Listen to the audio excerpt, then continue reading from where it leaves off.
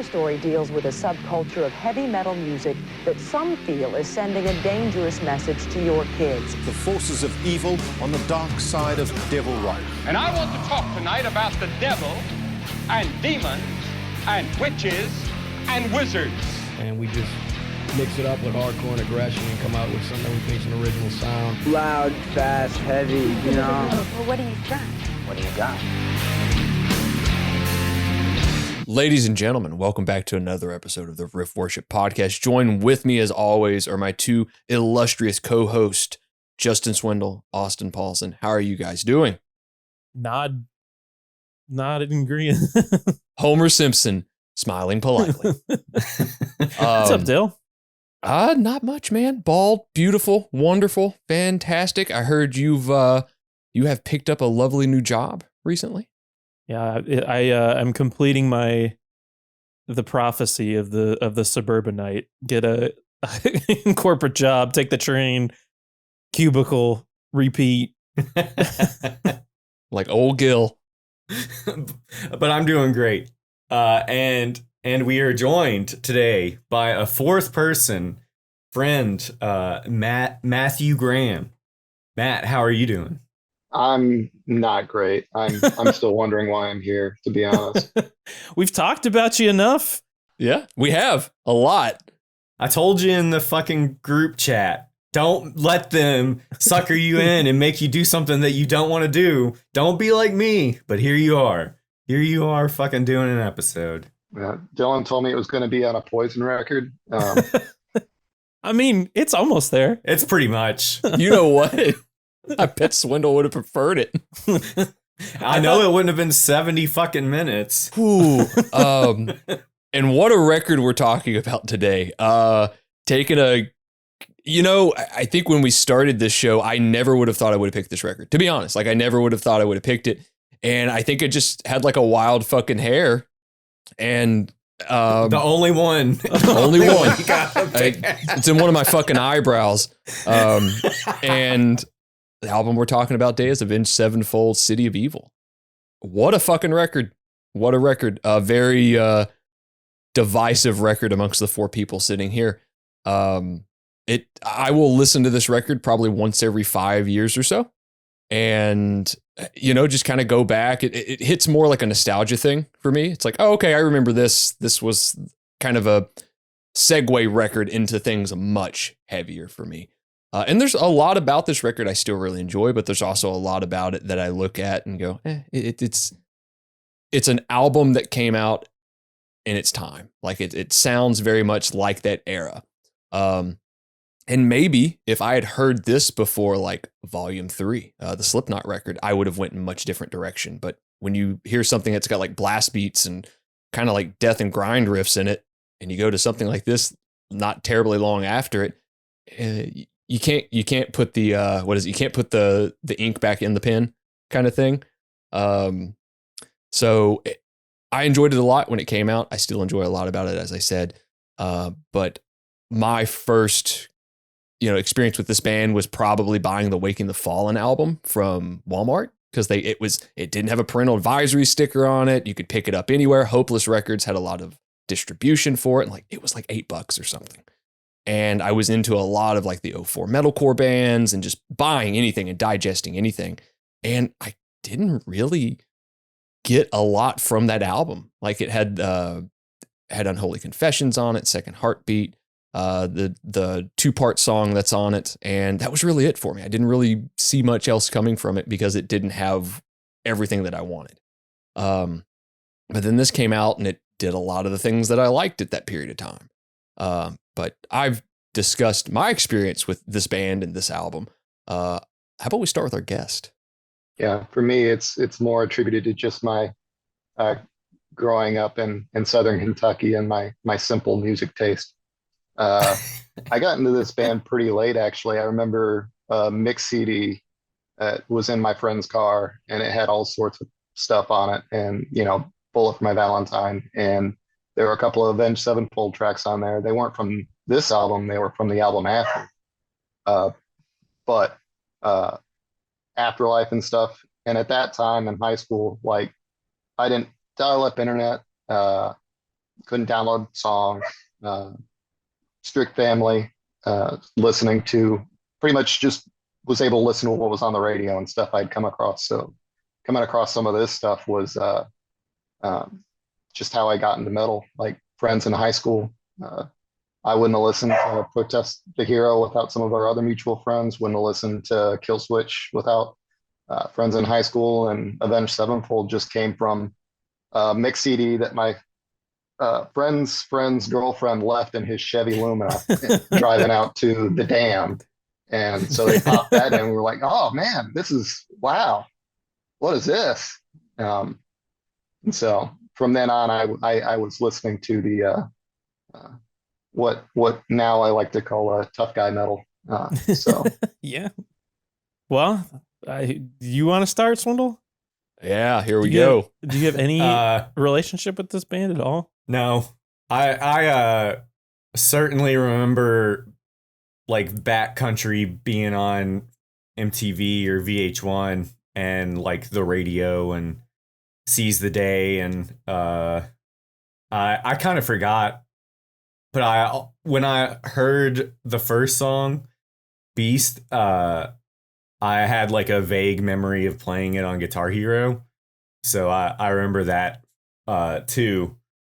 But I think at the time this album came out, I was like starting my fraught relation. I was like ending my fraught relationship with kind of like classic rock.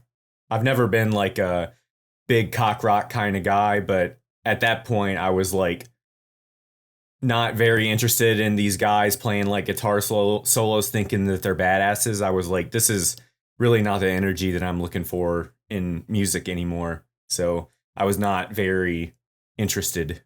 It is. It's very much, it's a cock rock record. There's no ifs, ands, or buts. Like there's elements of it that aren't, but it is dyed in the wool. Like there's no, it is, you could not play this type of shit on a small room or a small stage. It's just not meant for that. I mean, this band was massive, or is massive. So there was really no escaping it. The record after this came out like when I was in the 8th grade. And then, so it was like, and then the record from 2010, I remember being pretty big too. I mean, so like there were people in my circle who like definitely listened to this band. You also couldn't pick up a fucking Guitar World magazine without like Sinister Gates being like on the cover, or maybe there was an ad for a signature model, or my friends who are getting into guitar and they're like, man, I want to play that guy. I want to do sweeps and do arpeggios and be like the shredder guy. And that was, you know, it was a big deal. And I, you know, just truth be told, it just never struck a chord with me whatsoever. Like I just never got into this band, which, you know, obviously the band wears a lot of their influences on their sleeve, which we'll definitely get into on this record. And I like a lot of those bands, but for, you know, it just never quite captured me. So this was the first time I've ever listened to this record all the way through. So, and it's a long one. It's a fucking long record. Yes. Even and holy crap. Every record in this band's catalog's long. Every single one. I went back and checked, like the album before it's just right under 70 minutes. The album after is, I think, roughly an hour, and it's the shortest record, I think, of the whole band's catalog. And you look at that and you're like, God damn, they editing is a hard thing for them sometimes. I want to say that this morning I was like, I feel like Dylan is going to say that the record is long because of the era that it came out in. So I was like, let me look at all the metal albums that came out in 2005. The only album that was longer than this one was fucking Dream Theater. Like, and the Dream Theater album was like 75 minutes. Yeah. So it was not that much longer. No, it's purely long, I think, for pomp and the direction the guys really wanted to go with the record. There's really no other reason this album is this fucking long. Dream Theater connection too, right? Yes, absolutely. Old Portnoy, you know, he championed the band during this period. He sure did, and he played with them during the Nightmare album cycle as well. They recorded the fucking album with them. Right. So the band had much more humble beginnings than these bombastic, long, drawn-out songs that they're known for. They started in a small area of California known as Huntington Beach that we have discussed in prior episodes, and you name it. Punk rock bands, hardcore bands, metalcore bands have all came from this area. It's otherwise known as Orange County, where Disney is located. But you have a young Matthew Sanders, a young Jimmy Sullivan, and a young Brian Hayner Jr. that all met in like 7th or 8th grade. But they all kind of, and I noticed this in our research too, they all kind of circled around Jimmy. He seemed to be the constant in the whole thing. Like he was this, it seems like he was this very flamboyant character, flamboyant person, probably strong personality in that. And it seems like all of the guys just got to know each other through him. There's a great story here about he and Matt meeting at like basketball camp and getting to know each other. And there's a great bit of like, I think it's Matt hopping on the front of Jimmy's bike and they're driving down the street and they're like kicking people's fucking garbage cans in and like just doing shithead kid stuff. And then they realize they live like a couple blocks from each other. Then Jimmy, who is known as the Rev, meets a young Brian, Sinister Gates, standing in line, getting ready to turn their woodshop projects in. And what I grasped was there was a bit of a confrontation. Like Jimmy just turns around, gives him a look, kind of taps him in the chest. And then one of them hits the other one. They get sent outside and then they start kind of talking about the music they're into. And those two seem to be kind of the weirdos of the bunch. They were really into bands like Mr. Bungle, Faith No More, Oingo Boingo, Danny Elfman soundtracks, that sort of thing. And really got to know each other and, you know, played in different bands of that sort. Matt M. Shadows was also in a high school punk band, Successful Failure. You know, that's about the same time frame too that you get Zach coming into the band and getting to know everybody, and Jimmy. They're at a Successful Failure show. Zach's watching the band. This skinny, scary kid, this tall, skinny, scary kid, as he referred to him as, just gets up and says, "You need to be fucking moshing." And I guess that's how friendships are born. I know if somebody told me I need to be moshing, I'd fucking leave. That's ain't my thing. But Zach was also in a local band called M.I.A. I've seen Swindle do some ill shit. But a local band called M.I.A. and man, I really don't even want to say this name. Mad Porn Addiction apparently is what that stands for. Yeah, these folks' previous bands, they had good real good quality names. I do enjoy, I will say I really like the Pinkley Smooth name, although I don't know what that means. I'm sure there is some sort of terrible joke behind that. But Matt's band, Successful Failures, breaks up, and kind of the outlines of Avenged Sevenfold start to form, and this is 1999. And that's also around the time frame that the guys started writing for their first record. They were writing in like music class and guitar class, all of this stuff just on like acoustic instruments. So they've met, outline of the band is formed. You've already got the tracks being written. Don't have a name for the band. Where does the fucking name come from? The name essentially comes from the first murder ever committed, right? Cain and Abel. So we've got the initial lineup of the band formed, right? You've got, as I said, a young M. Shadows, a young Zachy Vengeance, a young The Rev, which that fucking actual full name of his that I've never seen before is something out of like Conan the Barbarian. Yeah, they like essentially record like a 3-song demo in 99. And I'm assuming when I was like doing the research for this, it was like the pseudonyms definitely came for like the first record, because you can find on like Discogs where it's like, I don't know if it's like written or if it's like just crudely printed on there, but everybody has their like, you know, given name, their government name. And he's like just full on credited as what is it? The Reverend Tholomew Plague. I wish I knew that like when I was a kid. You know, because even at that point, it's like, what? I even looked it up. It's like, where did that name come from? Like, I dug deep. Like, there's got to be some sort of movie or TV show reference. Nothing. Couldn't find fucking anything of where that Tholomew name came from. I don't know where any of these names came from, really. I don't either. What I think was a bunch of shithead kids like we all were, just going like, huh, that sounds fucking boss. Not enough people are saying boss anymore. But when I asked about the pseudonyms, kind of the reasoning given was like, we kind of just wanted to piss people off and see what kind of reaction we could get. But there's also a much more like artistic take of it. When we hit the stage, we're kind of these different characters, which is like, sure, that's fine. I just love that they think coming up with these fake names are going to piss people off. Like the Ramones didn't fucking exist. Yeah. Right. Jerry Like fucking the only. Yeah. Like the Sex Pistols weren't real. So we're in the demo era of this band. Austin mentioned the 3-track demo that came out in 99. There was also a second demo done in 2000 that included the initial 3 tracks plus 2 more.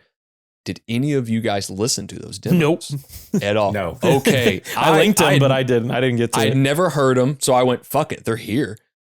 The first one sounds like a really weird integrity, like how it's produced, the guitar tone, like his vocals they're there. And obviously the drums sound precise and are just fucking bonkers.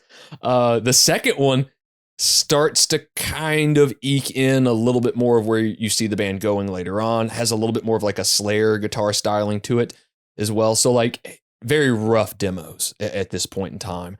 Also, all of these tracks would appear on the debut record, which is Sounding the Seventh Trumpet, which I have no experience with. I think I've heard one track from that record. But after these demos, the band inks a record deal with a European record label called Good Life Recordings. I mean, I didn't know anything about that label, but apparently they've worked with many different bands, and they also are kind of connected with that. Was it the Hate Thousand grouping that we talked about in our Oathbreaker episode? It's a Belgian label. The guy who founded it was in a pretty like pivotal band for that Hate Thousand scene. So a lot of the like releases that they were doing during that time were like Nations of Fire, which that guy was in. His name's like Ed Vierhog. Could be wrong, but Liar, Regression, Blindfold. Yeah. So like the same kind of scene that Oathbreaker came up in, this label was like based in that. We kind of talked about it, and I still need to like watch. They have like some books and like a documentary on it that I'd love to dig more into that. But yeah, they essentially somehow this Belgian label got the demo and like signed the band. And I think they had also worked with like some people that they were into, like Poison the Well, and so that was like, all right, we'll go with this label, I'm sure. So and to also kind of put time frame of this in mind, this is 99 2000, so a lot of the kind of early metalcore bands, the really big ones, are starting to come out, and Poison the Well was a big fucking deal around this time. And then you had bands such as like 18 Visions that are forming in the same area. You have Throwdown forming.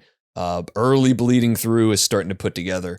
So they're growing up around these bands, even Atreyu for that matter. I mean, they say that all those bands went to the same high school. So yep. They were just like those. They kind of like credit some of those bands as like teaching them like, oh, you can down tune and like this is how you like write a hardcore riff kind of thing. So yeah, definitely like influenced the path forward. And we get to the debut record, Sounding the Seventh Trumpet. Which the title is another reference to a Bible verse at this point. And it seems like they've really found their niche with like, we're just going to keep going with that thing for a little while.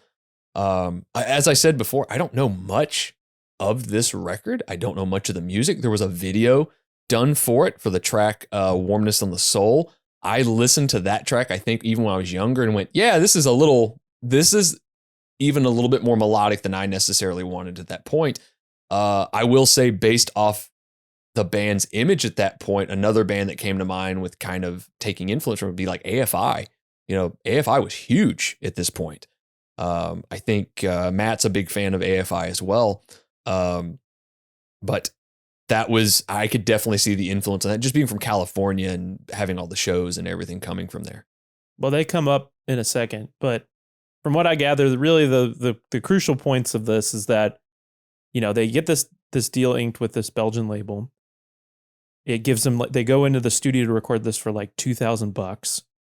They go with a local guy who they kind of knew just because he had like recorded like all their favorite bands, like Bad Religion, No Effects, Pennywise, Rancid, Blink-182. Like, this guy worked with all of these, so they were familiar with his work. So they go in the studio, record it for $2,000. You can tell that they're teenagers, right? They're still learning how to play their instruments. They don't know how to record. They did not record to a click track, so you're basically getting the Rev just doing whatever, no editing, no nothing, and they just kind of do that. One take. He did everything in one fucking take. He's like, fuck it. Like, we're doing it live. Literally, we're doing it live. One fucking take.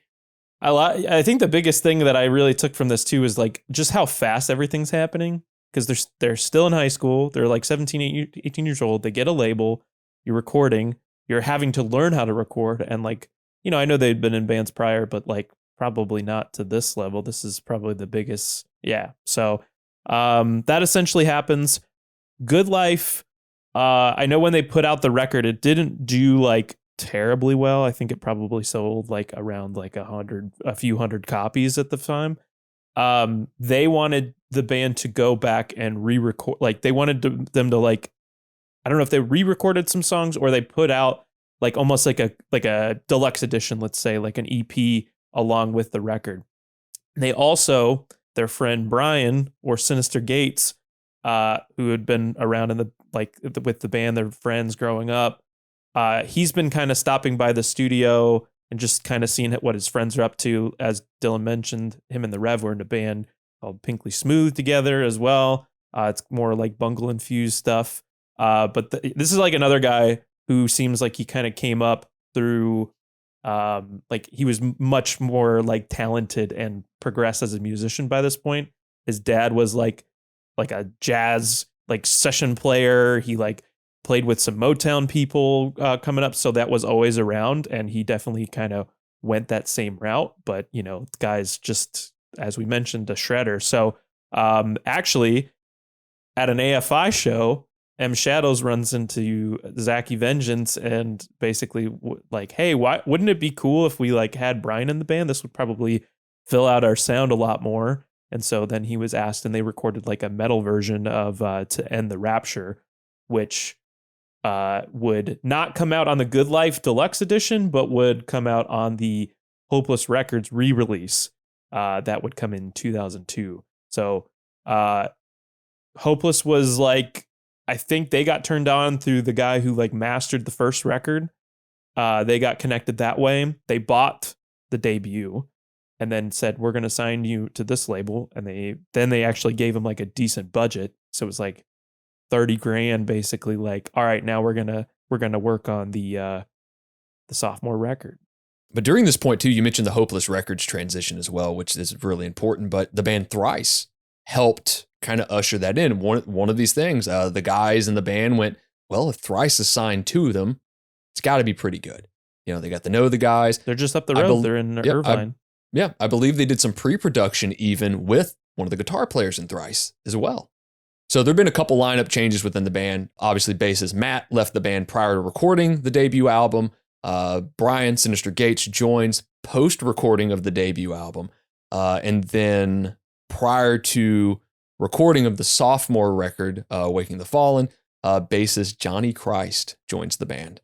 And Johnny's got a bit of an interesting story as well with the band. Obviously, he basically filled in for a fill-in for the band. Bassist during this period, Justin Sane, left the band post, God, can we even say this on here? I mean, there was like some mental health issues. He replaced Matt for the debut.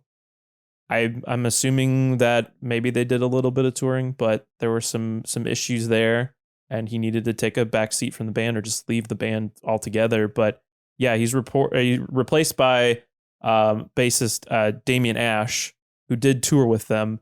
But I think he was considered a full-time member, but from what I understand, he was kind of like, it was like a stint. Like, he wasn't really even like a year or two.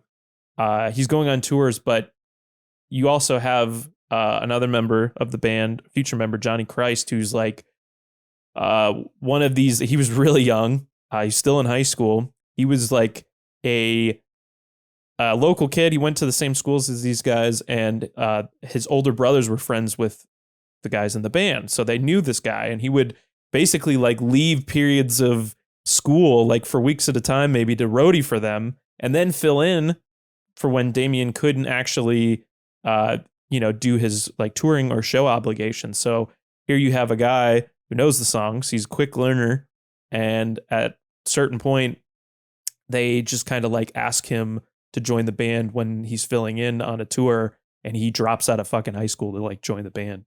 Man, what a fucking gamble. What a gamble that worked out pretty well, I'd say. But obviously he's got to adopt a pseudonym. So the former Jonathan Seward becomes Johnny Christ. And during a period of time when people would ask him for autographs, he'd just sign Johnny. And it took one of the other members, I believe it was Zach, to just start saying, hey, you should use Johnny Christ. And I think that name was probably adapted from the Danzig guitar player, John Christ. Probably no proof there, but it seems too fitting. Images of the band, the Misfits, that sort of thing. No, this guy's name is Johnny Christ. Yep, his name is Johnny. And this lineup is essentially the classic lineup. You get this for many, many years.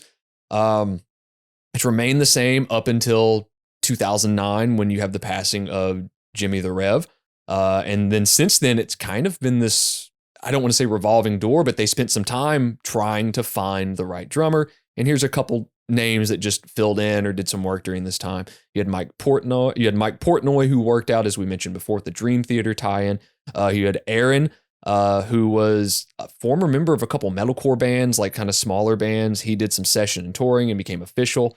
And then now, what's even funnier is one of the drummers of their influences became a member of the band. You have Brooks Wackerman, who was in Bad Religion for many fucking years and kind of like this savant when it comes to drums. Like he's a stellar drummer, like maybe comparable to like a Josh Freese or something along those lines. Like played in punk bands. I think he played in, oh my God.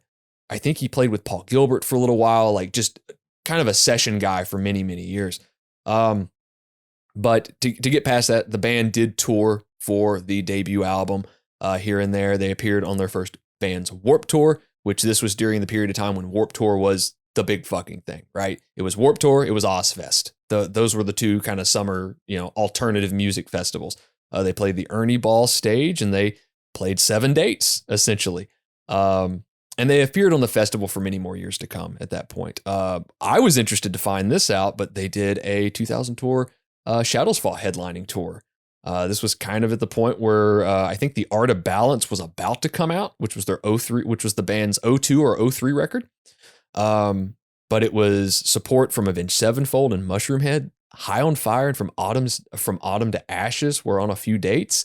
I couldn't find the photo that you linked here, but it was I thought it was interesting because I would like look up an interview from like around this era, and they'd have like a promo shot from maybe this like 03, 02, like, and M Shadows is wearing a High on Fire shirt, and I'm like, oh, that's kind of interesting. And then come to find they like went on tour with that band. So you've got Brian Fair, right?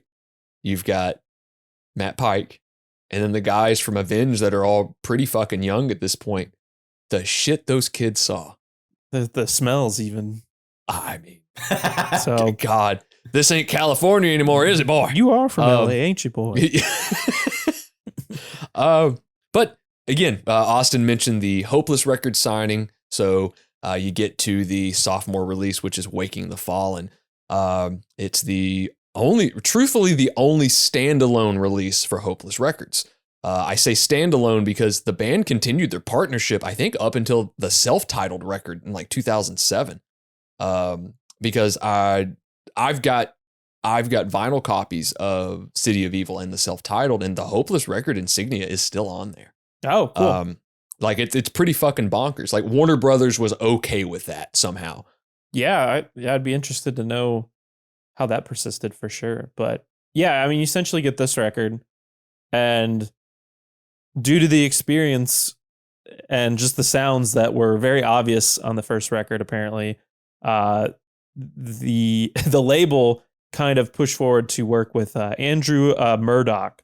And Andrew Murdoch is a producer. He's a mixer. He'd previously, by this point, had worked with like Powerman 5000, Chimera. I believe probably a couple records that Dylan's a pretty big fan of as well on those Chimera records. So he did Pass Out of Existence and The Impossibility of Reason. Definitely that one. Yeah, I've heard you mention that one before. His most known records, apparently, the ones that he's like most notably, like Godsmack, self-titled 98, and Awake from 2000. And I think they had gotten like a demo that they did for Hopeless that was like on a comp. And he was like, they were kind of like laughing. They were like, I can't believe they're doing all this shit on here with the guitar harmonies and stuff. But they essentially like, recruit him to do the record, and they have a meeting with him. He's like, I'm only going to do this if you play to a click track. There's like, tell me right now. 'Cause there's no, like, we're just not going to do it at that point. So, and they hadn't used it before, but they decided to kind of push themselves in that regard in the studio.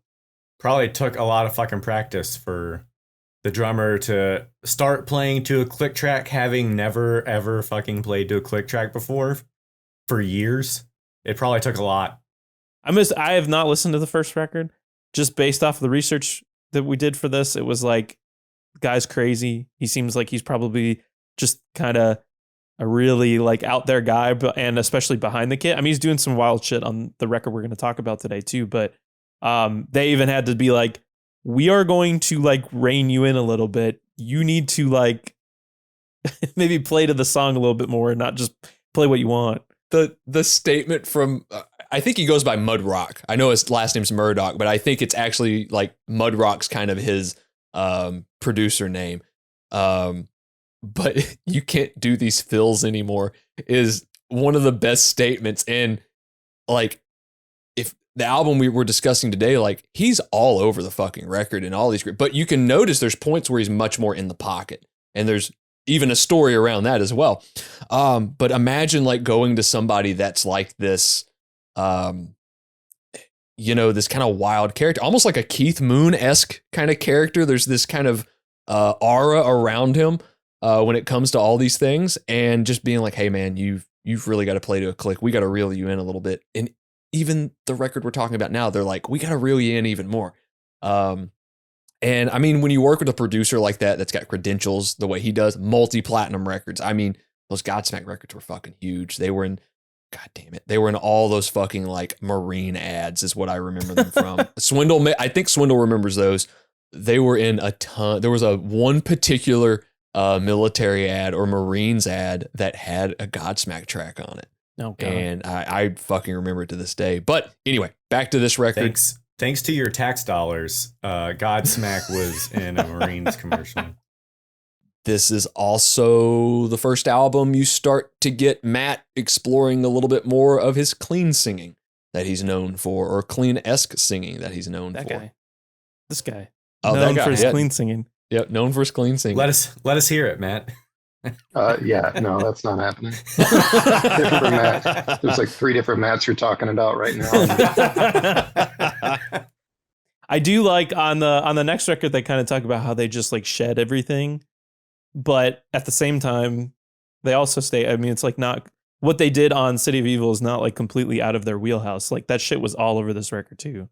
I'm glad you brought that up, because that was the big kind of controversy, is that apparently the band didn't sound anything like they do on City of Evil on the Waking the Fallen record. It's there. Every bit of it's there. Even the vocal things, the vocal cues are all there. The huge bombastic songs, because if you look at some of the tracks on here, they're not short. None of these tracks are short on this record either. But if you look at the tracks, I Won't See You Tonight parts 1 and 2, the first one is this huge kind of like ballad-esque progressive sounding track, and like Matt's hitting these kind of high notes and all sorts of stuff. And then you've got these intense like riff-o-ramas like Unholy Confessions, which is probably the oldest track the band plays live today. It's all there. I listened to the record. It didn't really reach me back then, even at 14 years old. It felt like it was missing the things that I wanted out of it. Like it didn't even sound like a metalcore record to me, really. There were aspects of it 100% that would kind of fall into that, but it just felt a little bit more in the vein of like classic metal records to me, and maybe some of the things I didn't want. It sells like a few thousand copies. And then I think because we kind of, Dylan mentioned on the previous record, they did like their first Warped Tour in like 2002. And I feel like the Warped Tour in general was just very pivotal in getting them exposed to like wider audience. They're touring pretty hard. They're still kind of grinding it out.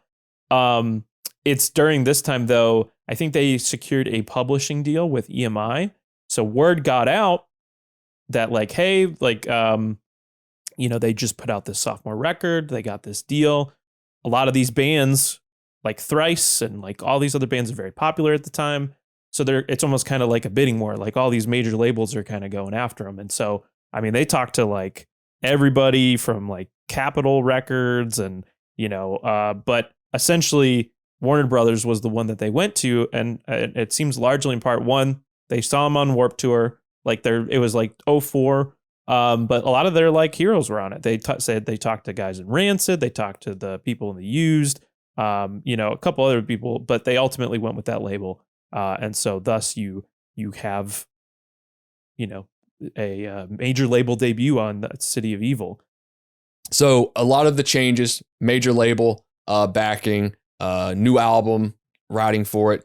The band has already taken notice that Matt M. Shadows is kind of tired of screaming. It's not that he couldn't, he was just tired of it, but he was also dealing with a medical problem at that point that prior to this album coming out that we're discussing today, I remember reading in like Revolver and Guitar World, like he couldn't scream anymore. That was the narrative that was spun, that he couldn't do it. He apparently was blowing blood vessels in the back of his throat every single time he would do a show or a song or whatever. And it would almost cause his throat to swell up, close up, that sort of thing, and just make it severely difficult for him to do it. He went through this kind of laser surgery process and knew that he didn't want that to happen again.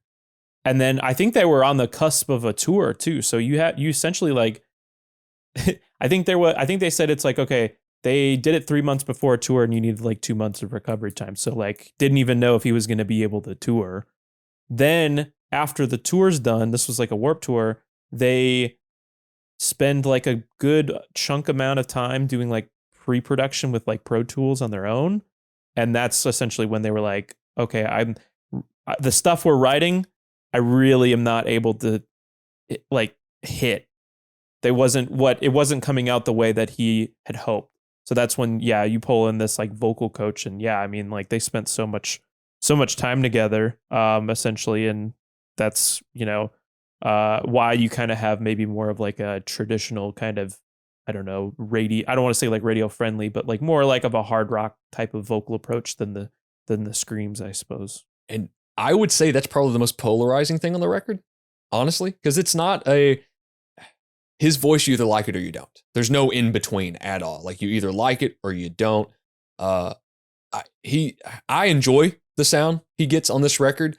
I think the album after it, he sounds even better. I think he's found his range. Like he's kind of just like, okay, this is how I sound. I know points. There are points on this record I think he's pushing really hard. Like to a point like, man, how are you not hurting yourself on this?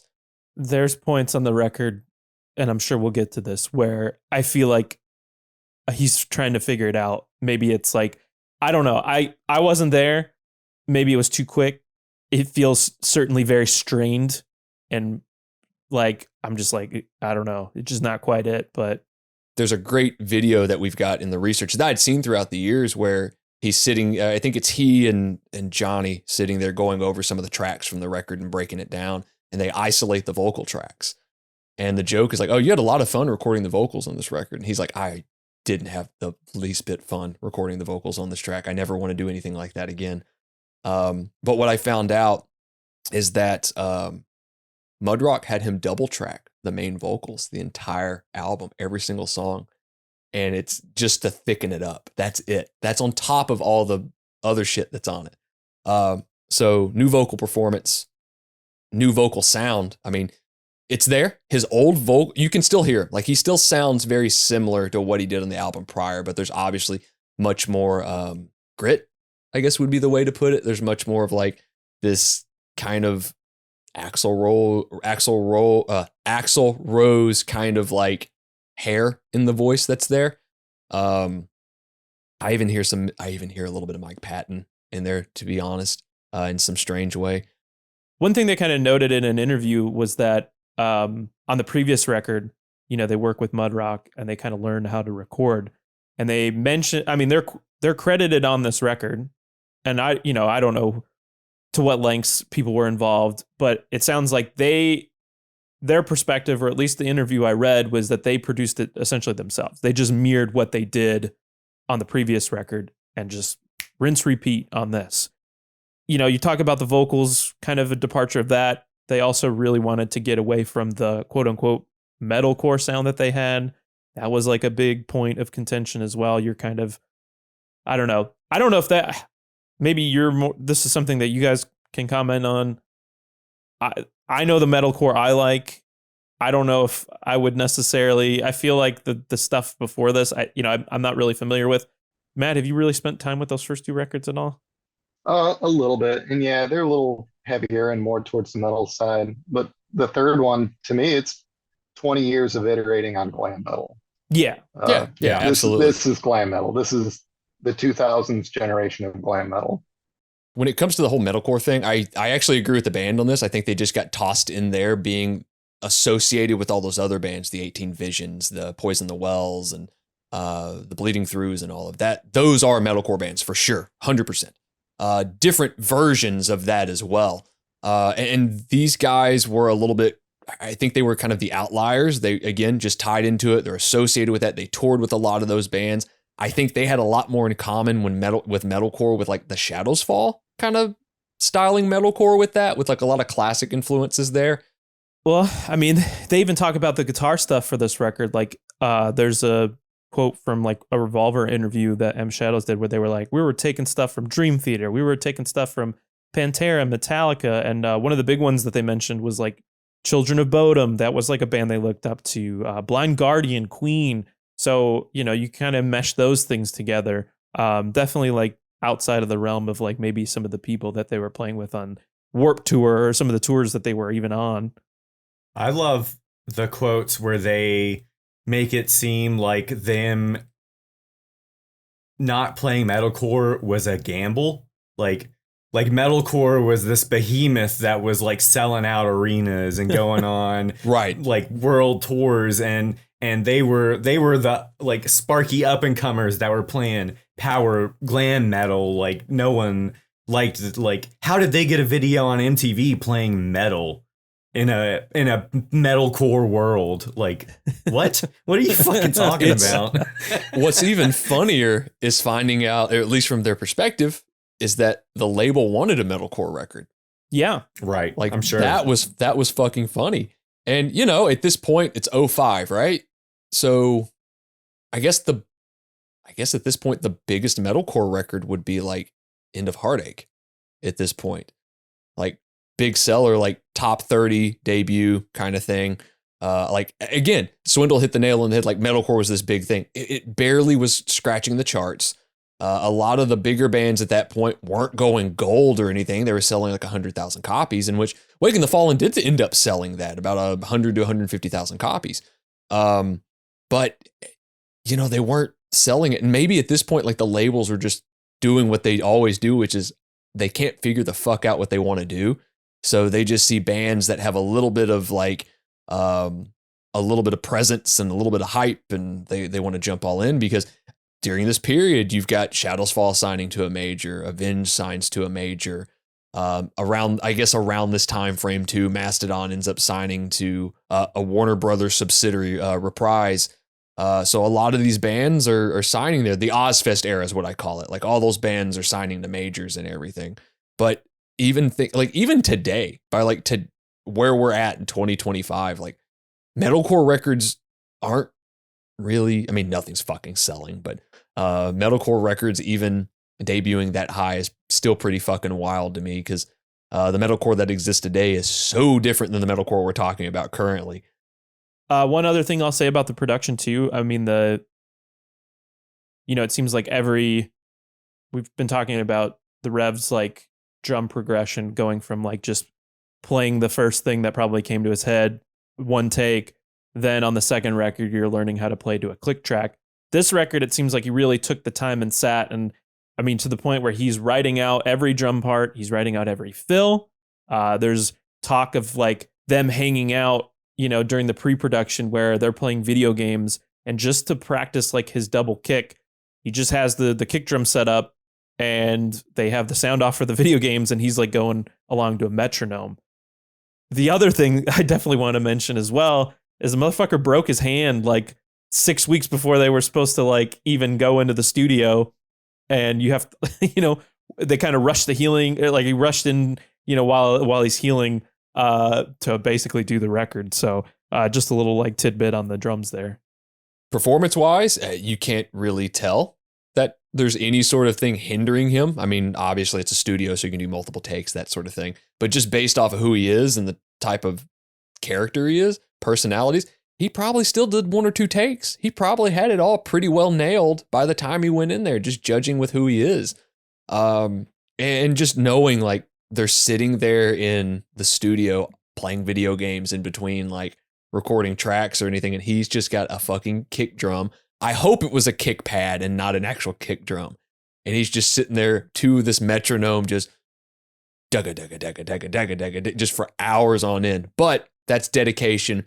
It's their one shot, right? Like they're on a major label. It's either going to sink or swim, and you got to put everything into it. And the fact that it's kind of brought up that like, he couldn't go for long periods of time with his kicks. He could do intricate stuff, but he couldn't do constant double kick, which you do get a lot more on this record than you did on the albums prior with that. It's very evident that he was very happy with that, with what he was getting.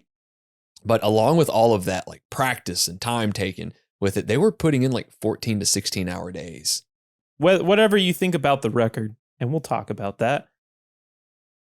For all the opinions, there's no doubt that these guys are like talented, and it sounds tight. Like it sounds thought out. I think, I suppose we could get into the tracks at this point. I think it's been said early on that there is maybe an issue of editing, but what they played, they played it well. They performed it well. I can't say I would have kept everything in there, but it's performed well. The performances on this record are all really well done. Like it seems very well thought out. It seems written very well for what they wanted. And it's well thought out. Everybody's playing probably at the top level. They've been touring a lot. When you tour and you play a lot and play over and over and over, you just get better. You just gel more, and there becomes that thing, that kind of unspoken rule amongst all the musicians where you're just firing on all cylinders at that point. But I guess we got to start with the opening track, right? Matt Graham, Beast and the Harlot. This is a Dream Theater song. Like you start this up, and I had to go back and listen to Dream Theater's 2009 album, because I swear they used this riff after Avenged Sevenfold did, which would make sense. But this is one of the ones I heard when I was growing up. Pretty sure I watched the music video on, you remember the cable on demand channels? Yeah. Oh, sure. You just go, if you load up anything, they had Cannibal Corpse music videos on there. Dude, I can remember watching like Testament videos like in my living room, just like you gotta wait until it fucking downloads. But I couldn't do it in my living room, but I'd go visit my friend, and they didn't have internet either, but they had cable, and you could go and you could watch music videos, and you couldn't listen to them on the over-the-air radio stations unless you had satellite radio. But right, this is one of those songs. Yeah, I will say this is apparently where the name of the record draws, like it's referenced in the song Beast and the Harlot, talking about fucking what's the Babylon. Babylon, another biblical reference, right? Yep. I thought I thought it was funny in my first thought, because I feel like some of this band kind of goes hand in hand. You talked about the influences. It's got like that opening feels like a Nightmare Before Christmas kind of Trans-Siberian Yes, Orchestra type of feel 100%. to it. Yeah. And come to find they really did pull from that. It's just on a later song, but it feels like right out of the gate, like, you know, this like kind of hyper melodic fucking thing going on in the beginning. You know, there's just like drum fills everywhere and piano and the whole nine. So yeah, Danny Elfman definitely a big influence on this band. Yeah, the drum freak out at the beginning was cool. Bunch of chuggas in the verse. Choruses are like big anthemic chords. I do not fucking like this guy's voice specifically, and like when it's like really fucking high pitched, when he does like the really high pitch register, I hate it. It like kind of whiny, and I like the worst is the very end, like in M.I.A. when he's doing that like super like kind of whiny thing at the end of the song to take us out of the album. I was just like, I couldn't hate this more. I could not hate these vocals more than I do right now. I will ask though, I'll ask Dylan because I feel like he'll get it. So when you first hear the vocals, what does that part make you think of? Like when he does like this kind of scream, the kind of like intro the track when it actually gets into it. So you take this like Nightmare Before Elm Street part, or not Nightmare Before Nightmare Before Christmas part. Tie that shit together. And you shift into like maybe the more like steak and potatoes thing. What's the first thing that comes to your mind? You're going to be able to name it before I can, but I think we're on the same wavelength. This song, at one point, it shifts into like just spot on fucking GNR part. Like it is just Guns N' Roses. Like I think it's like, You Could Be Mine. Yeah, You Could Be Mine. Yeah. Maybe, yeah, You Could Be Mine for sure. And then like It's So Easy. There's like and maybe even like Welcome to the Jungle, because those dive the bombs, layered vocals. Yeah. Oh, I mean, it's all over the fucking record. It's the Axl Rose thing. Like it's the double yeah. You immediately know the type of record you're going to get. The minute the voice kicks in, you know they're getting the difference immediately. They know he sounds different. The band's like, sing. And he's all over this record. Like the songs kind of take a back seat and the vocal melodies are like on top of everything. And you get it from the opening fucking track. I mean, I hear the Blind Guardian in there, the power metal. I hear the Maiden. I hear Dream Theater. I hear Queensryche a little bit in there. There's harmony guitars. There's chugging guitars. The bass is cutting through the mix really well. It sits really well. It's a Stingray. That's kind of that sound. That's that Music Man sound you're hearing. You get the Rev doing his thing that he does, which are these drum freakouts. The bridge of this song, he's just fucking all over. And these wild drum fills that you're getting that are like, it's 3 seconds, but it's like 600 hits in those 3 seconds. This was the single. This was like the third single, the second single. No, this was the third single from the record, because the first was the next track, which is a weird first single for the record. I mean, this is a big hit. This is a hit. It's a great opening track. The orchestral intro that you mentioned, there's a deluxe edition of Waking the Fallen, and they have an intro in there that's a little bit more like of the time, but they bring the intro back at the end of the record, and it's literally the opening of this song. It's almost like a continuation of that, which I thought was kind of cool. But yeah, I mean, you get it. This is another good representation of all the sums of the whole are all on the first track. In the year of our Lord 2025, we all know of the Metallica memes with the woes and the yeahs. This album should also be that meme. There are so many fucking woes and yeahs in this record. It's fucking ridiculous. I mean, there's just so much going on vocally. Like that man, he must have been just up all night fucking recording. The amount of layers and just like, I mean, it's all, listen to headphones on the train, the past like handful of weeks or whatever. It's just like, there's a lot going on layer wise. I mean, there's a lot, just instrumentation and there's so many parts. and I feel like we'll definitely be talking about it. I've mentioned it like a million times. Like, I feel like even with this is like kind of one of the shorter songs, or maybe like, or middle, let's say, I still feel like this could have like been scaled down quite a bit. Speaking of like short songs, we get the shortest song on the record, which is the first single for the record, which is Burn It Down. Little backstory, as we did mention, the album dropped on June 6, 2005.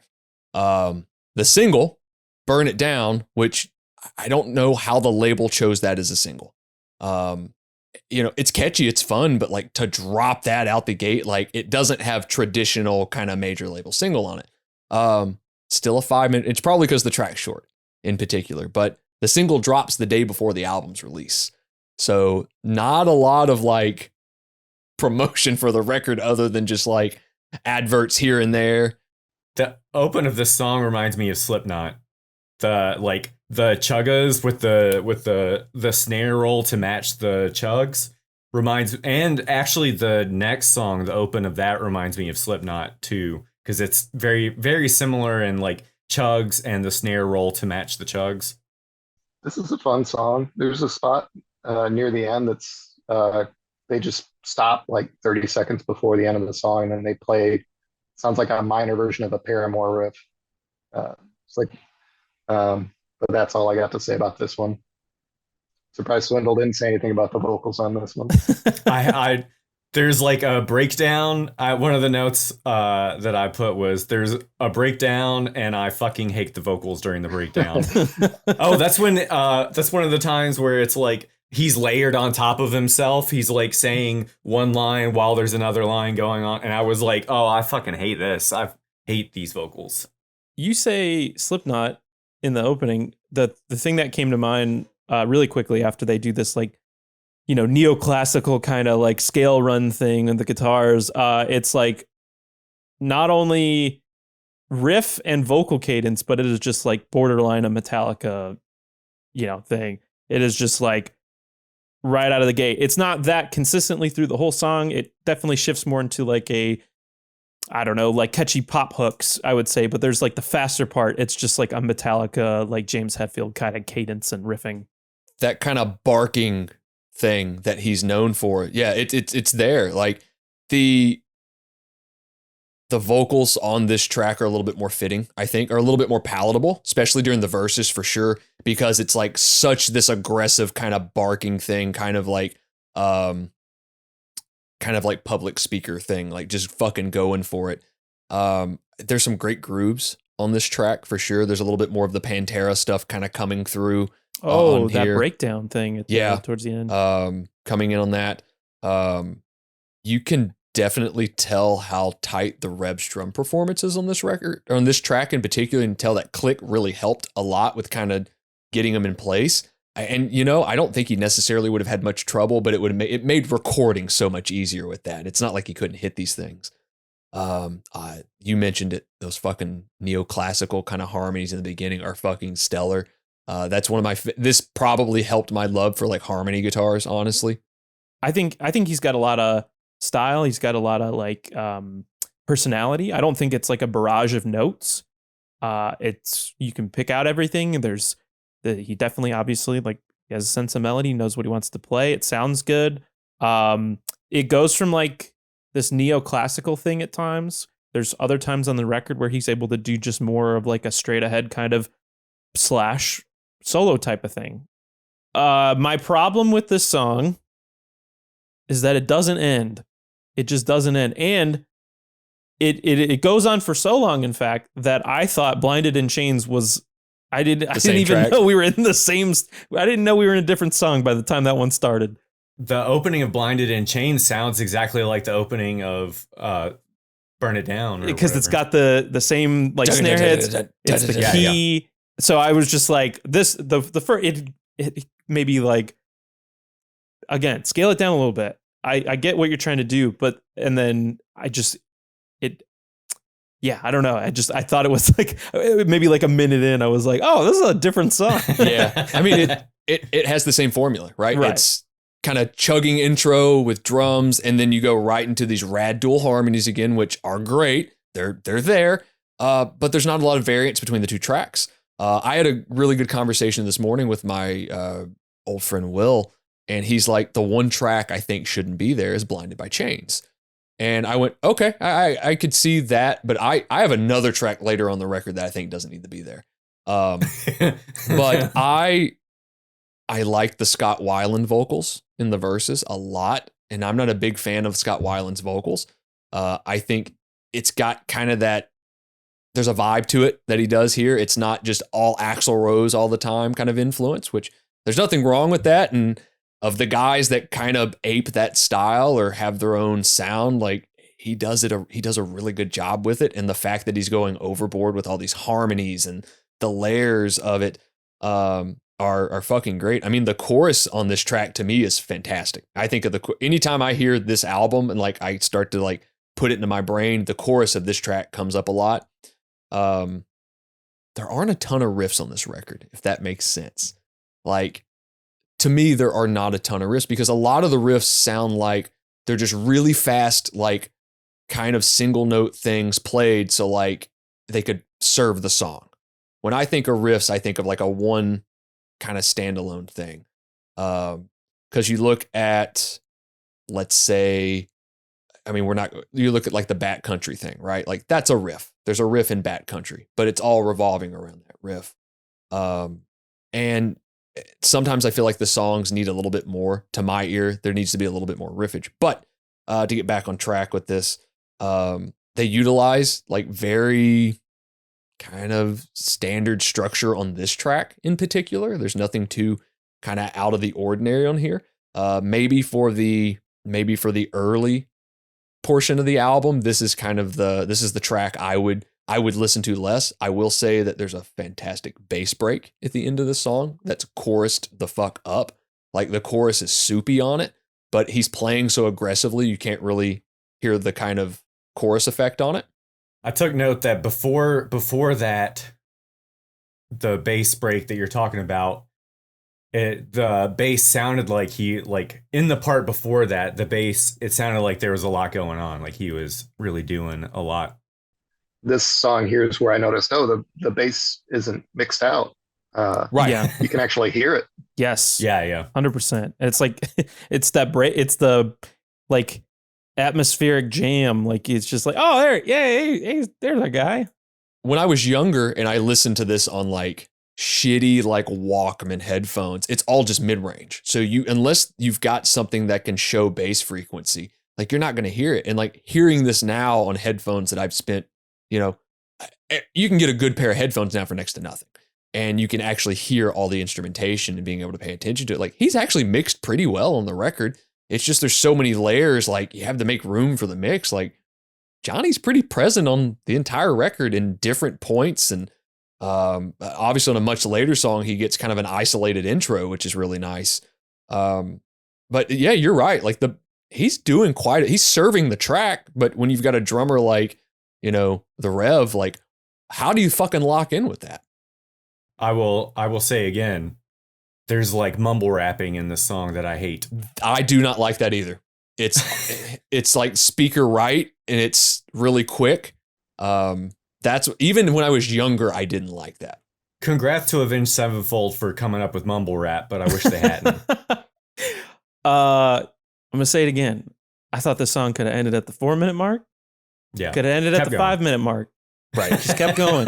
This is like that scene in The Great Outdoors. Like they got the 96er. There's still gristle on that pay. We can leave some of this fat off. Trim the fat. We got to trim the fat on this fucking thing. I could have, without taking a song out of this album, I could have cut like 20 minutes off this album. There's one song that I think can be completely fucking pulled from the record. Well, I'd say two. I mean, if I could leave all the songs on this album and still cut 20 minutes off the I agree. thing. I agree with that 100%. There's some wild, there's just a lot. There's just so much. And I'm glad you guys like clearly thought it out, but I'm like, somebody needed to be like, okay, I like what you're doing. Let's just trim it. I feel like some of the parts that like repeat are even like parts that we would have heard already, or just right. It's just keep it to 2. You don't have to do 5. It's funny, the album after this, the self-titled record, it's like 59 minutes long, which is long in its own right. But it's 23 minutes, or 13, 14 minutes shorter. Even then it's like, oh, okay. They immediately went, okay, we went really far with that one. Let's reel it in. We played live shows with some big bands, and we realized that those long songs don't necessarily always work in every environment. I love the quote in the doc that's like, we really like take pride on how we to like end a song epically. Like, we really love an epic ending. And I'm like, y'all, what do you mean? What do you mean? What are you saying? Let's get to the hit. The hit. Matt Graham, what's the hit? Bath County. It's a song about there's a county in Kentucky. It's not about anything else about Kentucky. It's about this county in Kentucky with a lot of bats. The bath capital of the world. The bat capital of the world. Bat country, of course, Hunter S. Thompson. I'll let you guys talk about what the song's about, but this was the one that I heard the most from this band. To be enjoyed, driving home late at night, stopping at the truck stop and getting some chicken nuggets and a nice cold energy drink. Which one? It depends on the branding. The one with a green logo on the front. Oh, right. Yeah, they're not paying us, so... Yeah. God. Or insert person who's giving us money. Nobody. Austin's gonna put his own name there. I'm in the hole. Please help. Exploit deleted. Yeah, it was everywhere, right? It's TRL. It was, the music video obviously was a big deal for this. I mean, this was the era. This was just the era of like, I remember coming home off of school for a lot of these things, and like, you'd see like, just that show TRL was like a really like pivotal thing for me. I know it was, I just got exposed to more shit that way. This is such a weird one to be on it, right? This is a very strange track. Like it's a classic heavy. It is. It really is. I think it was right up the. Personally, I don't know. I mean, you spend more time with this. I just think it's like very. It's still like a 5-minute heavy metal song. And that's kind of strange. Like, like Got the Life knocked Jennifer Lopez off the top of that chart. I remember when that happened, or it was Freak on a Leash. It was one of the two. See, I think Korn is a weirder song to be on TRL than like fucking Backcountry. But I don't remember for the videos and the hit, did they knock out the slow part? They cut it down. Yes. Yeah, the slow part doesn't need to be in the song. I hate that part. They cut the ending one off of it because it ends kind of on that segue. They cut the ending one off, if I remember right. It kind of ends with that intro kind of vocal thing. I only saw the video a handful of times, and because I didn't have cable up until like much later that year, and the video didn't even come out to like August of that year. It was the second single, and I mentioned that Burn It Down was the first single, and they weren't selling shit. Based off of major label numbers, they sold like 30,000 copies right out the gate, and then it kind of started to go downhill from there. Burn It Down didn't quite hit it. They got a lot of shit for Burn It Down. People were calling Sellout for a track like that, and the label kept pushing for Bat Country to be the next single. And even the guys in the band were like, okay, I guess we kind of hear it. Like, all right, we'll go for it. And then the label shells out a shitload of money to make this music video. And it's very much in the vein of Fear and Loathing in Las Vegas. Like, it's recorded in Las Vegas. They're in the car. They're in the hotel room. There's all this crazy shit going on. They reference it. It's literally in the lyrics of the song. They literally take, kind of like wording and quotes from the actual text. I actually don't mind the ballad part. Because I think it kind of reminds me of just like GNR Lies era, Guns N' Roses. Like, yep. That's what it feels like to me.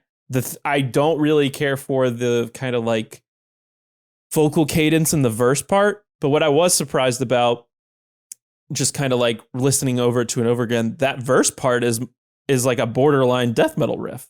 Yep. It's like a tremolo picked like death metal riff. Yep. the things I do like about this track. But I will agree, the vocal cadence in the verse, that has always been the thing that is off-putting to most people for this track. Right. Which is very much, that's a Scott Weiland thing. That is 100% that thing. And I've heard other bands do that, and there are certain vocal things that I can't get, and that's not my favorite.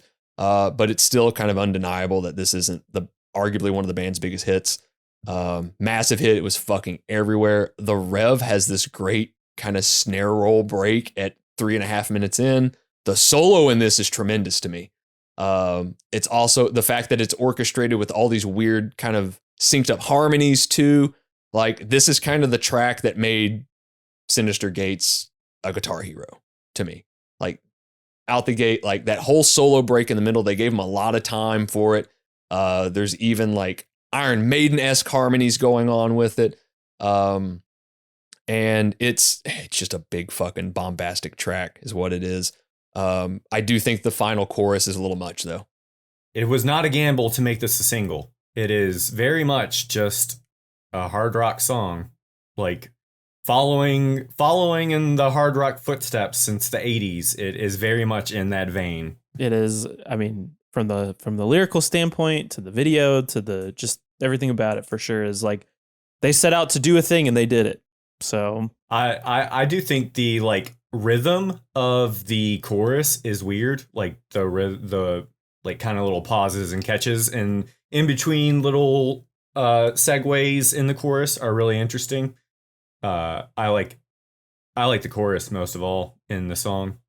Adding to the chorus, there's kind of a weird drum thing going on with the chorus too, with how he's paced it. Because there's certain points where he's filling a lot of space, but then he dials it back and like it's very open with all those weird kind of hits and rhythms to it, which is kind of his thing. Like he does that on essentially every record he's on with the band. And I think I found out later on too that he writes a lot. He wrote a lot for this record as well as the album after it. A lot more for that album even. Like some of the band's biggest hits on that record he wrote. And I do think, and I'm sure a lot of other people think this as well, that the band lost a step once they lost him, when it came from the performance side, when it came from the kind of even live aspect side of it. They lost that thing. There was an energy that he brought that isn't quite there anymore. And that's not a slide on Brooks. I think the records that he's on with the band, which I've spent like one listen with, are fucking weird. They are some of the strangest fucking records I would ever have imagined would have come from a band like this. The next song is my favorite order at Waffle House. God damn it, I'm glad you made that joke. I had it in my head. I was like, I have been drunk many times at a Waffle House and ordered just this. Trashed and scattered. Before we get into it, you should not use the R word for sexual harassment in the way that he does right off the rip of this song. He says, keep going, like keep writing, you're just yourself. Yes. Don't say that. It's bad. So we're like, we get a lot of the same on this track, I think. There's like, again, that kind of like neoclassical type of opening to this with a little bit of like the instrumentation, like stabs. And then again, we're just like thrusted into this like kind of fast chugging Metallica riff, which I will say, not to get ahead of myself, because there's plenty on this track I'm sure that you guys want to talk about. There is a fucking breakdown towards the end of the song that is just like borderline Master of Puppets. That is just what it is. Like... Like in the verses, I think, or at some point in the song, there's a part where it's just bass and the guitar kind of drops out, and the tone for the bass is so fucking strong in that part. Like, it sounds so fucking good. It's a really kind of straightforward part too. Like the bass isn't doing a ton of wild shit, but he's holding the fundamental with the drums, and it does cut. And there's that kind of cool bass break that leads into that weird chaotic part that I don't like. Da da da. It's something. Your opinions don't mean shit, and it's got a at the end of it. I don't like that part. Yep, never cared for that. I do like his vocals in the verse. It's very STP in a way. There are points in this song that I really like a lot. The verses are fantastic. The breakdown is literally Master Puppets. I do enjoy it. because it's not really treated as a breakdown as much as it's just a bridge with these embellishments. Like in the traditional sense, it's not a breakdown, but it's got enough to that it's definitely comparable to that. Again, it just feels more of like, as you said at the top of the track, it feels more of like what we've heard already. But it's a strong track. It's a fun track.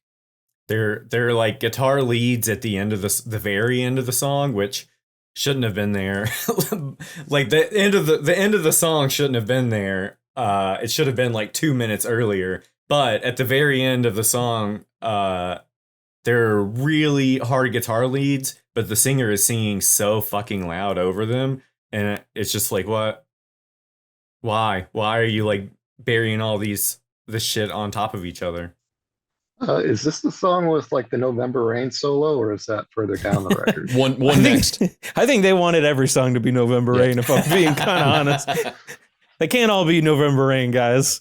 We gotta trim the fat, man. I keep saying it, like, holy crap. I think this song should have only been 5 minutes long. Anything in the song after 5 minutes was unnecessary. This would be the one on the album that I wouldn't necessarily edit a lot of. I think pulling those kind of weird tool chest down a flight of stairs spot out of that with the I think pull that out completely. Like, I get they're using that almost like a segue from the verse to the chorus, because it makes the choruses sound like here, and pull that. It's just annoying. Like, there's a couple spots on this record that are, even to my ear back then, I didn't like, and that was one. The stuff I'm talking about where you're trimming out, it's like, it's not like they're not doing, they're doing so much already. It's like we didn't need anymore. You're already doing that thing. Like, you just not do it. You got Injustice for All syndrome on this record. It's way too much, too many times. All right, speaking of another Guns N' Roses track, Seize the Day feels like like one of those acoustic GNR songs. You got the Rev playing piano on this track, apparently. I don't know, there was like another instrument on there. I couldn't maybe it was just like a weird guitar effect in the kind of towards the beginning of it, but for the most part, it's like that acoustic kind of track with the piano. Are you referring to kind of that chimey kind of thing? And maybe, yeah, I couldn't quite. I think it's just really, it's like it's an overdriven guitar, but it's just really chimey in that upper register. They might have had like a sustainer or something like that on it to add that effect. This sounds like Use Your Illusion. This sounds like that era. It also kind of sounds like Guns N' Roses did a covers album. There's a single on that covers album called If I Don't Have You, and it sounds almost exactly what is it? like it's that. The spaghetti incident. Correct. Yeah. Yep. Yeah.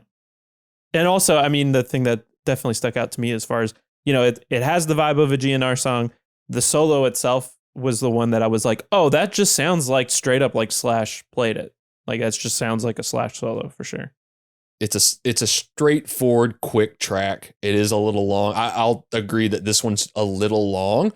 The ending, I like the pace change that they do toward the end of it, where there's like that tempo change and feel change. I like that a lot.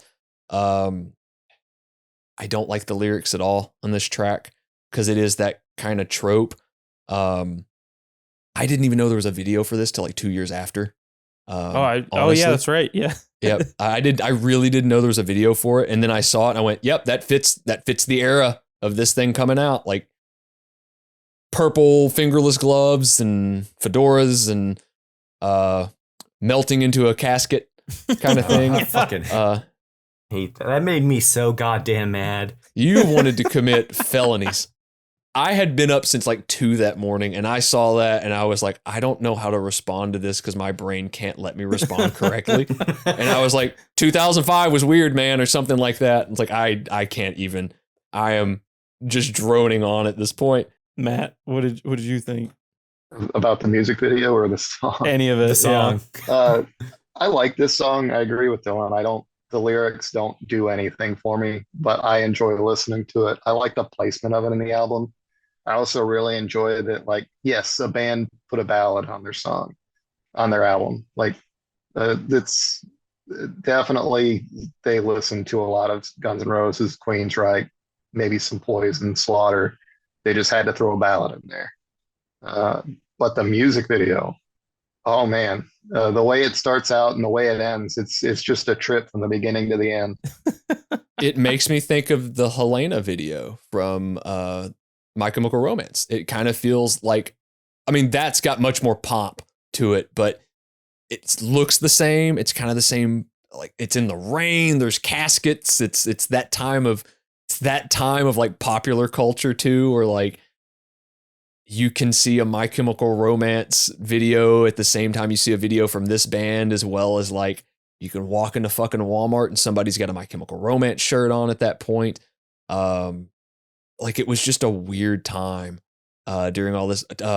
God, Tim Burton was having his second fucking win. Oh man, kids were stoked. Kids who listen to this record were stoked about that movie. Oh, I fucking bet.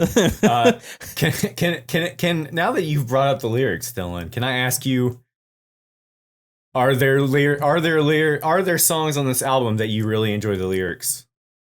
I like the Dime Bag song a lot. I like the perspective of that, the arcing stories on that. I didn't catch that storytelling part of that song. Well, it's not a story because it's coming from the different perspectives of one is, I think the perspective comes from Matt kind of being a fan of it. One is from the perspective of fucking Nathan Gale. And then the ending is, but then the ending is like kind of the perspective of what everybody felt in that moment. I liked those. I liked it then, but lyrically, that and the next track, I really enjoy the next track a lot. I think it's my favorite track on the fucking record, to be honest. It's 2005. Politically, I didn't give a shit in 2005. I was fucking 15. I just knew that my dad voted for John Kerry and had bumper stickers all over his car. And I know the last track on this is kind of a perspective of someone who has gone to war, seen the horrors of war, came back, and is like mentally dealing with all that. That's what I know. I was going to say the last track on the album reminds me of one, but Sidewinder? Is Sidewinder the devil one? Is that why or is that The Wicked End? Sidewinder has the bass intro. That's what Dylan likes it. No, Wicked End has the bass intro. Oh. Sidewinder's got the fucking snake on it. I like the octave riff and the pre-chorus. I like the bass part to that. I love the fact that you said pre-chorus because there's a lot of shit like that on this track. It's like, here's a post-chorus, here's a pre-verse, here's a pre-verse, here's this weird thing. Very Wherever I May Roam-esque riffs on this track. If there's an era of Metallica they're really aping, it's Black Album era, which even on the albums, like even one of their later albums has been controversially rumored to just be a ripoff of the Black Album. Oh yeah. Hell the King. I think Hell the King is that record. I do recall that. I will say, go for it. Really quick, if I may. I definitely hear what you're saying. I hear where you're coming from. I also hear a lot of I don't know why it didn't like strike me at maybe like during the first half of the record. But towards these like back half songs, there are some like mid 90s, late 90s like Megadeth riffs on here. Like oh yes. The verse of this song, yes. There's like a walking kind of riff that reminds me of like, I don't know, like there's a couple songs. I mean, I would say there's this and maybe the next song have like almost like Trust, like Megadeth type of style riffs or whatever. Just like some mid to late 90s like era Megadeth. There's a later track for sure that has a Rust in Peace kind of solo break to it with how it's structured that I for fucking sure He's heard. got some Marty Friedmanisms for sure. That kind of weird hand placement and kind of feels like he has no pressure on his hand, so it just kind of lightly flows everywhere. I like the bass in this track. It's really loud. There are Metallica kind of influences all over this track. It's a longer track. I enjoy the length of it. I'm also a big fan of Injustice for All. So like a longer track, if it's interesting to me, doesn't really faze me. Albeit I will say this track and the track immediately after, I have completely kind of different takes on it because I think the track after this has a couple really cool parts, but it is overindulgent for that. No, not that fucking 9 minute. You mean not joint. not the end of this track? Well, no, the What are next we track's talking only about? 7 minutes. Okay. Yeah, Okay. the next track's only 7. You got this track 7, the next track 7. 7. But I think the they're end both- of this track Yeah. has harmonized acoustic guitars on it. It's just like, what do we do? We got 2 minutes left. What do And we it do? sounds like the Gerudo Valley theme in Ocarina of Time. Interesting. Matt knows exactly what I'm talking about. do you feel that way? Do you feel that way, Matt? I do, except usually when I listened to that theme, it was like a MIDI file on a Windows 98 computer. Right. But it was a great song. That's the only way to listen to it. Do you have other opinions on the song, Matt? On Sidewinder, Yeah. no, apparently I don't even remember which one it is. I just wrote, I wrote Sick Bass, bro. I just The ending of the song that y'all are talking about, is that like it's the Latin Spanish? jam. Yeah. Oh yeah. No, that's not No, this this- track. That is this track. Yeah. I love that whole section. It's Oh, why it's like I love that whole fucking section because I kind of know what Gates's influences are. And it's like he went to Guitar Institute. He learned a lot of those like kind of Latin musical stuff. And I think there's a lot of that in this, and I really enjoy it. I like that kind of rhythm to it, that kind of samba kind of thing. It sounds great. I think it's fucking cool. It fits the vibe of the song to me. How would you have felt about that part if it were stuck on the end of Between the Buried and Me song? Oh, well, that's a completely different story. Oh, is it? That's a completely different story. These guys were having a lot of fun, at Yeah, least. Between the Buried. there, correct. So this track, it fits the track. Whereas like Between the Buried and Me, you're just like, let's just shoehorn everything into 13 minutes that we can. That makes no sense. A, I agree with you about Between the Buried and Me. B, I completely fucking disagree that part fits into this fucking song. It is completely out of nowhere. It didn't have to be this long, but they were like, well, we got 2 minutes. What are we doing, boys? Latin jam part. Latin jam. That's it. Just It sounds, I will say, performed very well. Did I think Yes. it needed to be there? I don't know. I don't know Hell if no. yeah. The drums in that part are really fun. Again, Yes. that yes. part Yeah. is fun. You're right. I'm not disagreeing with you on that part. The part, objectively, I did enjoy.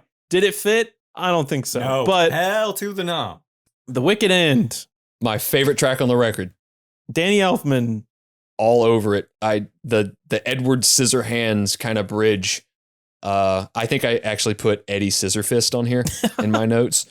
Obviously the intro's great. I like the bass playing it. I even like the harmonies that kind of come in after that. It's a motif more than anything. It just keeps coming back, and it's slightly different each time. It's either shorter or a note's changed or a timing's changed on it. It kind of feels exactly like the track before it to me in listening. I don't dislike it by any means. I like the huge symphonic part in the middle of it. I like that big grandiose shit that's going on with that one. I like their influence of just saying, hey, we're really into these Danny Elfman soundtracks. Yes, I think there is like a thematic thing for sure. There's a later track about necrophilia on a later album, maybe? Oh, it's Little Piece of Heaven. It's on. That feels very Nightmare Before Christmas as well. Absolutely. I have a question for anyone. Maybe more specifically Dylan and Matt, since you guys know this record better than we do. Could this album have ended here? And maybe not even like cut the last like 2 songs off, or the last few songs.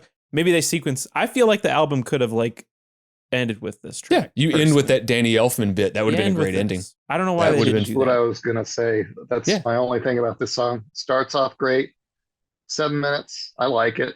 I like all the different parts that are going on. I'm ready to go and like heat up something in the microwave after Yes. this. I'm like, all right, I'm okay. I got things to do. I had a good time. I think it's a fine song. It could be on the record. Maybe you like switch something. I think you keep Strength of the World on here. maybe you put it before this. See, I don't think I think I was so fatigued by the time I got through to Betrayed and M.I.A. that I was like, I don't even like, I've heard it. I don't need, I think those are at least for sure sequenced wrong on the record. They should not be at the end. No, you need something. You need something. I agree. I will 100% agree. I think the sequencing of this album is not amazing. I do think that, you could seemingly, I do like Sidewinder into Wicked End. I do like that kind of one to approach with that. Wicked End with that huge symphonic thing. Absolutely. Big blowout ending, right? That could have you just could end been that like way. an outro, even Right. by itself. Just Right. like the Danny Elfman thing being outro. I mean, do either of you guys have anything? Yes. I say do. on this track? Yeah. I think Justin Swindle, Riff it's worship. not. It's not a complaint really, but the first half of this song is so guitar oriented. Like after the bass part, the guitar, and then there's like sweeping during the chorus, and then there's like a whole other sweeping part, and then they do a guitar solo by itself. Why are you doing a guitar solo? You've been soloing the whole fucking song. Why are you doing a dedicated guitar solo? They talk about the Rev. I don't want to say like this guy's overplaying because he is good, but he could rein it in a little bit too. Yep. He's never not doing a thing. Yes. He sounds good. I will say. I mean, he's one of my favorite parts of the record because he is just like, it's tasteful, but it's just a lot. He's doing a lot. Yeah, I'm not saying it's bad. I'm saying like there is so much of him in the song playing wildly. It's good, but it's like crazy playing that he doesn't need a dedicated solo. He's been soloing the whole first half of the song. It's his second record with the band too, if you think about it. Because when you listen to the album that came before it, he's on it. Like he's got solo spots here and there, but they immediately were like, we have a shitload of money behind us to record this. Like, push it. Push everything. This is a perfect example of a record just being completely. I like the fact that Swindle used opulent in his gripes of this because I laughed so hard when I saw that I was like, God damn it! I have never heard that word used in the descriptor of a record, like heavy metal record of any sort. It's like, oh, it's about it's about people living. It's about those inbred people in Europe from like hundreds of years ago, keeping it in the family and these lavish lifestyles. It's like, nah, this fucking deep cut on this this heavy metal record from 20 years ago. That fucking scene of History in the World Part 1 where where Julius Caesar pulls a fucking ham out of his ass or whatever. This song is fucking playing in that scene. I agree. I agree there's a lot in this song. I agree that I think this should end the album though. And truthfully, I do like the last two tracks a lot, but I do think you could have ended the album here and not had those tracks, and those could have been elsewhere. I do not like Strength of the World. It's confusing. It's a confusing song. I fucking hate that song. Arguably my favorite riff on it. Yeah, it's got like a pretty good. It's a Black Album riff. See, I was gonna say 90s Megadeth, but we're right in that era. Yep. They wanted their Ecstasy of Gold part so bad. They wanted like that opening is just, I mean, it is just 100% country spaghetti Western Ennio Morricone. Like there's strings. There's it's like Once Upon a Time in the West. It's got the spring kind of reverb, effect that it has. It's just, yeah. Fucking lap steel. I love that, by the way. I do really like the lap steel layered in there. It's not on top of the mix. It's not dominating it. It's just subtle enough that my ear catches it and I go, okay, that's there. That's kind of fun. I'm fine with it at the beginning. I am not strictly not fucking fine with it after New York hardcore chorus oh my God. with fucking hardcore chants. Do not like those gang. I texted you that. I was like, do not like those gang crew, vocals. like straight edge youth crew band parts, like gang vocals. Do not like. I didn't like them then. I don't like those gang vocals on this song. I don't like it at all. I don't like it in a lot of music in general. It's very cringy to me when I hear gang vocals. I'm like, I get it, because I hear for my family, for my friends, and it's like Swindle knows that joke. I hear that and I'm like, okay. I do like the nasally vocal harmonies at like 2 minutes in. I like those a lot. I believe it's the next track. There's some wild fucking harmonies he's doing with himself on it. And I know we've talked about the harmonies he does in general, but not to mention, like, there are harmonies coming from the other guys too. Like, it's just, they went balls to the wall. They just like threw everything at the wall and made sure it stuck. It wasn't seeing if it stuck. It's like just forcing it to stick, to go, we're putting everything we can on this record to get it out and make sure people hear and know that we're doing this thing. I don't really have a lot more to say about it. I think it's the one track I would completely remove, though, aside from like that riff. You could use that riff. That's a great riff. I like its kind of snaky and vibe, along with maybe the stuff from like Sidewinder. Same style riff, as you said, that kind of early to mid 90s Megadeth stuff. But it's not my favorite by any means. I was bored by the end of the song. My only note is, okay, we get it. And the symphonic end, I hated that. They brought back the symphonic part at the end of the song. Why? We didn't need it. Like, I listened to Dream Theater unironically, and like, there's a lot on this album that reminds me of Systematic Chaos, which came a couple of years after this. Mm-hmm. But man, there's this 9 minutes is too much. After this song, I was like you said, like I could get up and like go like get something to eat, make a bologna sandwich or something. I was just so fatigued that like I was like, let's get fucking through this, because like, and they're not like objectively, it's not any different than some of the stuff we've heard earlier, Betrayed and M.I.A. But like, dude, to end with like another fucking like 9 minute song basically was like killing me. I was just like, I get it, man. Like, I got it. I like Betrayed a lot. I think it's great. I think it's got a really cool fucking riff in it. That opening riff is rad. Kind of Pantera-esque in vein. I'm sure that was purely intentional with that, with all of that. The verse, like post-verse balance is kind of wild. Pretty jarring with how it feels and how it sounds. The harmony vocals in this track alone are fucking weird and crazy. Like he's obviously singing in really high points of his range on this track, but he's also got a harmony that's going even higher, and there's one under it. This is a really cool track. I think, again, if they wanted to keep it on the record, move it somewhere earlier in the album. The front portion of this album is really heavy. Shorter tracks, the hits are kind of on the first, are on the first portion of the record. The back half of the album, the B-side, suffers a lot because all the weight is in the back of it, like the longer length songs, everything like that. But of the last two tracks, I enjoy Betrayed a lot, to a point like, even as a kid, I would look forward to getting to the Betrayed track just because it's just really cool to me. But I also noticed in the back portion of the track, even the Rev's taking a break a little bit.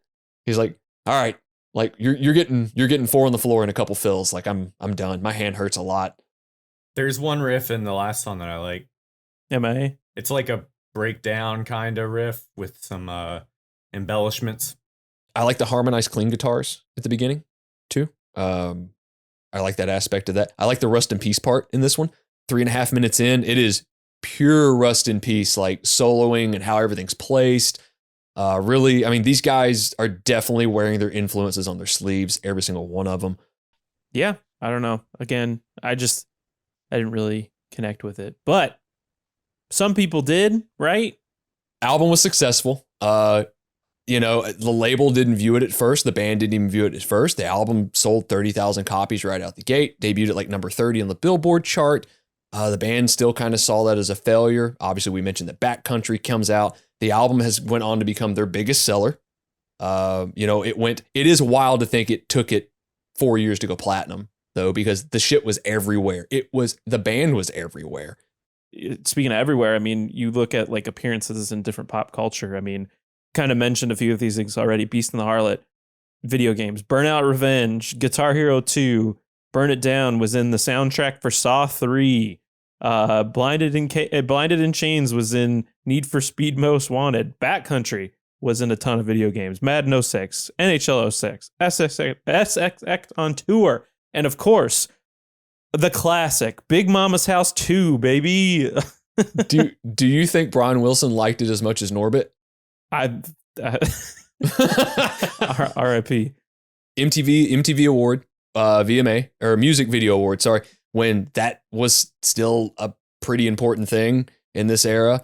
TRL, we mentioned before, also did not realize the Madden brothers from Good Charlotte kind of broke that a little bit. That's what it said, or at least like that's what I was reading on. So they like helped organize that appearance, and yeah, they had like there's like a literal like live performance from 06 that you can like watch on YouTube. But yeah, I mean, like Dylan said, it started slow and then it built really, really quickly. And that, you know, again, is probably due to a lot of the touring they did as well. I mean, they were, again, fucking everywhere. They did the 2005 Vans Warped Tour again. They played the Mike stage. We kind of mentioned in the beginning they were only on like select dates in the beginning, and then they just were like on every Vans Warped Tour after that. They had a U.S. headlining tour from October 7th to December 2nd of 2005, featuring, of course, some bands of the time, Seosin, Death by Stereo.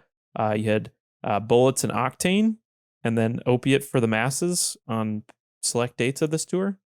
Think of where the band was, and they're like, and this is not a slide on any of these bands. Death by Stereo has got a legacy in kind of the California hardcore scene, and Seosin is what it was. It's God, Matt, we were just talking about them. Circa Survive.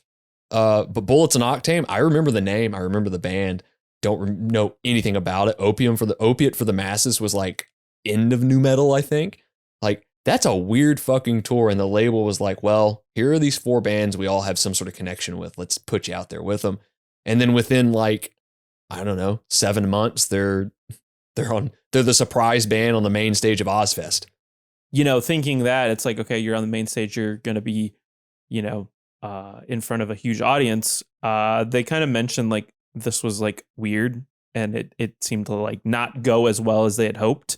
And maybe that's just due to, you know, the lineup itself. I mean, they talk about, I mean, the main stage itself included like Ozzy, of course, System of Down, Disturbed, Hatebreed, Lacuna, how do you fucking say Lacuna that? Coil, you got it. Yeah, okay. You got it. And Dragon Force, and I guess it just didn't mesh well. They felt like it didn't mesh well. They just weren't connecting with the audience as much.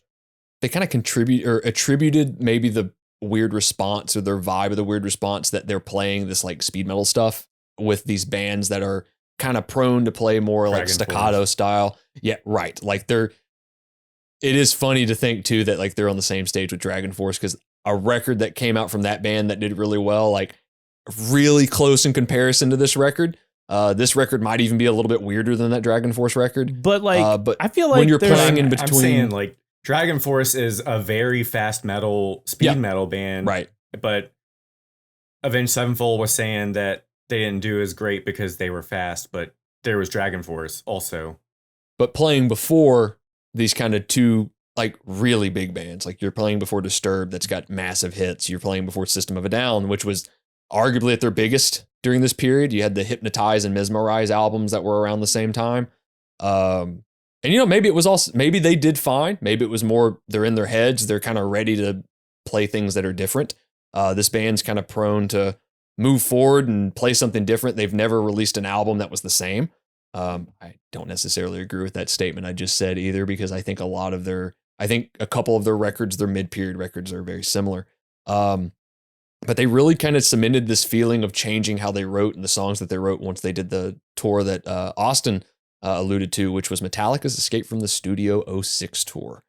I'm assuming this was probably not a consecutive tour, but like dates here and there. Yeah, I think they did like Europe with them. Yeah. But you had like bands of the time. You had Avenged Sevenfold, Bullet for My Valentine, Trivium, and Tool kind of opening up a lot of these shows. And the band took notice of like Metallica playing like Sad But True and Nothing Else Matters. Bands that had, or tracks that had these more like mid-tempo kind of big pummeling riffs. Nothing Else Matters as pummeling riffs, right? But songs that really connect with the crowd and the slower process of that. And they reflected that on their self-titled album 2 years later, which you had tracks like Critical Acclaim, Afterlife, Scream, that sort of thing on there, that were more mid-tempo and had fewer parts and kind of connected with people a little bit easier. So, I mean, with all that said, I mean, this is like major label debut. It's like clearly the first big step of, you know, things to come. I mean, shit, they would, you know, there's not a lot of bands that will ever reach the height that they got. Again, I can say that. But I mean, coming out on the other side of this record, Matt, what's your relationship with it now? Maybe like, what do you feel like the legacy of this record is? What are your feelings coming out? To me, it's probably the most digestible release from the band. Like if I was going to say, listen to Avenged Sevenfold, this is the album I'd say. The one after it, it had some good singles on it, but also they just did some weird stuff on there too. They're self-titled. They had a country song on it, I think. Yep, Dear God's on that one. Swindle?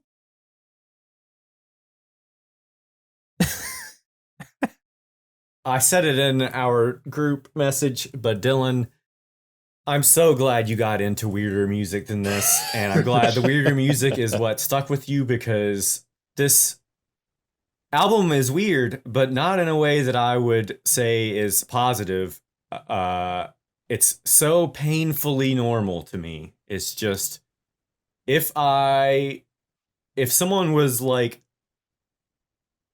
here's a list of 5 albums, pick the most norm person album, it would be this one. I think this album is so normal, and I'm glad you got into fucking even fucking slam metal.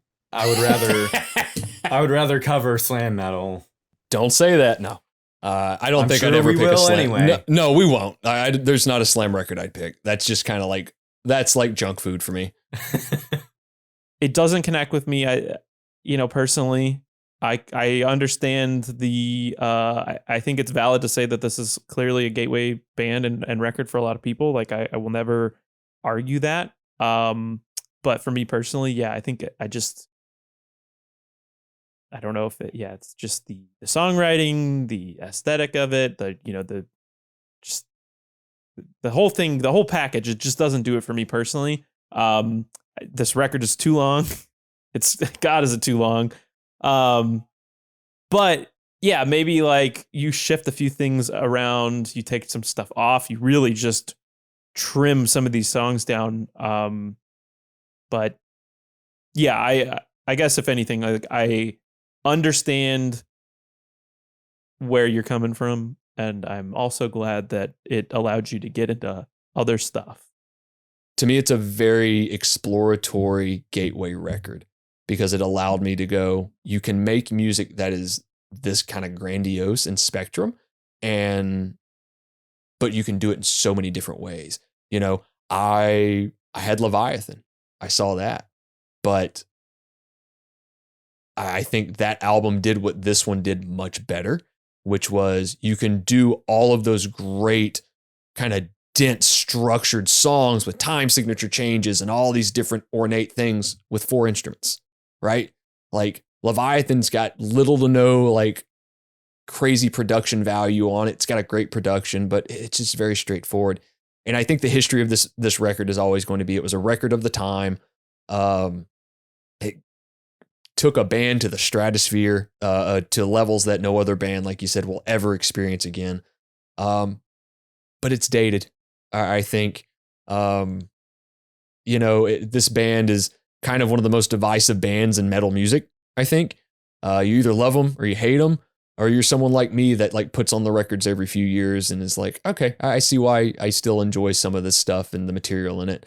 Album's too long. I will agree. Album's entirely too long. Trim a lot of fat. I'm indifferent on it at this point, post listening to it as much as I have. There's some stuff on there I really like. I think Shadows has a really cool voice to me. But other than that, like it's not for everybody. I bet they're even, I would hedge a bet that the band even goes back and listens to it. It's like, you know, we could have cut a lot of things, but we did what we did. We pushed this album as far as we could. I thank this record for helping me move forward and get to much heavier things. And I appreciate it for that fact. And I appreciate the fact that I got to have this experience and I got to show this record to you guys and actually subject you guys to a record that by every justification of the word. And I appreciate you guys spending the time listening to it with me. And I appreciate everybody listening to this. All right, we've reached that point of the episode where we like to share some things we've been listening to, some recommendations, things we think you should check out. I got one this week, new song from Kontusion. It's heavy. It's evil death metal from the East Coast two-piece band. Chris Moore, who you might know from bands like Repulsion, Coke Bus, Vosh, Magruder Grind, drums and synth on this record and this band. Mark Bronzino, who I have listened to for so many years, like bands like ANS. He was also in bands like Mammoth Grinder, and I think he also plays in Coffin Dust as well. But a two-piece death metal band.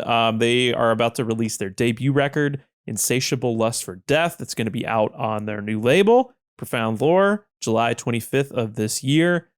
They also got some upcoming shows touring Europe, I believe at the end of this month through July with Mulder. And then they're going to be making an appearance at the Obscene Extreme Fest in the Czech Republic. My first rec is the band M.I.A. Goldman. This album came out at the end of April. The title of the album is All You Are Is We. It's fucking screamo, chaotic hardcore shit. It's really nasty. It's fun. Short album. And a new single from the songwriter Laura Stevenson. It's the second single off of her upcoming album, Late Great. It'll be out June 27 via Really Records. Sad and singer-songwriter type indie stuff. Trying not to make Swindle groan, but the world is a beautiful place, and I'm no longer afraid to die has a new single out in a music video. If you haven't listened to that band in a while, this does not sound like their early stuff. They definitely went the complete opposite way from light emo to back to the hardcore side. But it's fun, and it's short. It's quick. Beware the centrist. Beware the centrist. Yep. Looking forward to the whole release coming out. And the next one is I got a letter in the mail a couple weeks ago with an air freshener, and I guess it was a lot of Spute teasing some EPs. So a lot of Sputes coming out with a new record this year. No one was driving the car, and if you're one of the lucky people who bought a shirt from it at some point, they sent you a poem and an air freshener. Amazing. So, you like spoken word, post-hardcore. They got honestly, I think it's pretty good. I like they came out with one a couple days ago. I think it's great, but it's 8 minutes, so I don't think Swindle will listen to it. That's the EP, right? Just the 8-minute song. So they always have to do something special. So it's been 4 years since they've written they're putting out their pandemic album about that sort of thing. So they've got, I guess, splitting up into 3 EPs, then they'll make an album out of that. So I think we all picked pretty short records in response to what we're listening to. I picked the most recent Gruesome album, Silent Echoes, first full-length record from the band in 7 years since 2018's Twisted Prayers. If you know anything about the band Gruesome, it is a tribute of sorts to the band Death and the entire career of Chuck Schuldiner. This would be the Human era, which is one of my favorite eras of the band Death. And man, what a record it is. Matt Harvey is, to me, one of the greatest songwriters in extreme metal. And if you're a fan of the Human era, you're really going to love this album a lot. It was out through Relapse Records. The next one is, I had to put Pet Sounds on here. I listened to it last night, and my girlfriend was out kind of getting some stuff ready for her new booth, and I put Pet Sounds on and wept like a child. I heard Pet Sounds when I was 16 years old. I read a Rolling Stone article about I guess at that point it was the 40th anniversary of the record. Fuck. And went and bought it like the next day. Like I fucking just went and bought it. I bought it on iTunes, and that record is such a good record. It's a peek inside of somebody's brain that maybe isn't the healthiest. And I think we can all relate to that. Brian Wilson was a big loss. Sly Stone, I don't want to skip on him either, was a big loss. I'm just not as familiar with his output as I should be, but I wept to Pet Sounds last night. Sloop John B came on, and I was over. I was done. Anytime I hear Wouldn't It Be Nice, I think that's one of the greatest songs ever written. I also go back to King of the Hill when Bobby's like trying to learn how to kiss in the mannequin head, and Wouldn't It Be Nice is playing. So R.I.P. Brian Wilson. If you've never heard Pet Sounds, it's an album written by one of the original weirdos for weird people and people that maybe aren't feeling as well as they should. And we can all attribute to that. So just give it a shot. It's a quick record. It's a great record. Do it. Listen to all of it. Matt Graham, thank you again for coming on the show. We love you.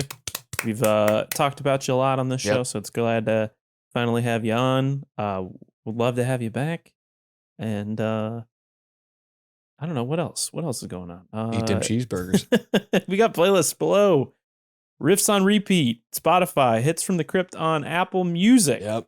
You can check out Dill's reviews from the Dill Bozer's Den on our YouTube page. Follow us at Riff Worship Pod on Instagram and Twitter as well. You can reach out to our email, riffworshippod@gmail.com. For myself, for Matt, for Swindle, for Dylan, thanks for joining us. We'll be back next week with something else. Something shorter. Bye.